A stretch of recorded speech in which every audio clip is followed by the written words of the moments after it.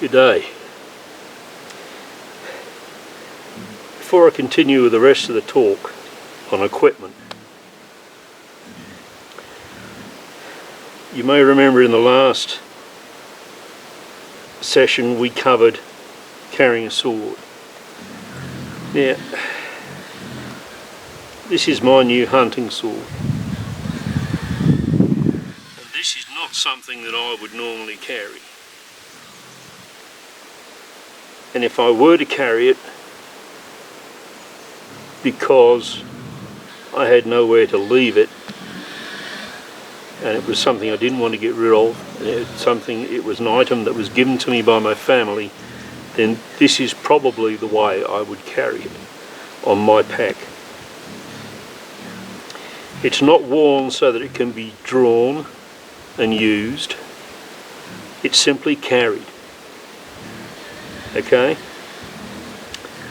It's just secured in a way that I can take it with me wherever I go, not for any specific purpose other than the fact that it's my sword, it was given to me, and I don't want to get rid of it. I want to take it with me, and that's how I would carry it on my pack. But there again, it is an individual choice. If, for instance, you didn't carry a pistol and you might be going into a dangerous situation, you might decide to carry it on your belt. Entirely an individual choice. But personally, that's where I would carry it. And I wouldn't normally carry this with me. It's just showing you how I would be carrying it in this particular situation where I'm taking it with me. We'll cover this stuff a little bit later on. Freedom dues. Freedom dues were items that were given to indentured servants after they had finished their term. An indentured servant was somebody who came over from the old country to the new world. They did not have enough money to pay for their passage, so the captain stood the cost. However, at the end of the voyage, the captain then sold these people to somebody in the new world as an indentured servant, and thereby getting his money back for the passage. The person who buys these people then makes out a contract with them.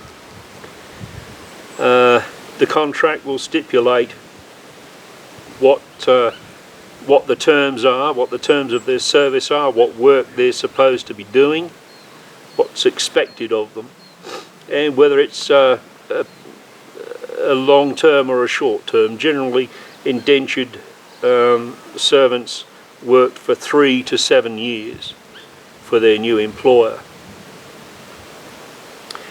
And at the end of that service, as I say, there was certain items that were granted to them for that service, which were called freedom dues. And the idea of the freedom dues was to help the servants, or the now ex-servants, start a life of their own in the new world. Now, sometimes these freedom dues could be negotiated with the employer negotiating with the servant. Sometimes not. Colony to colony.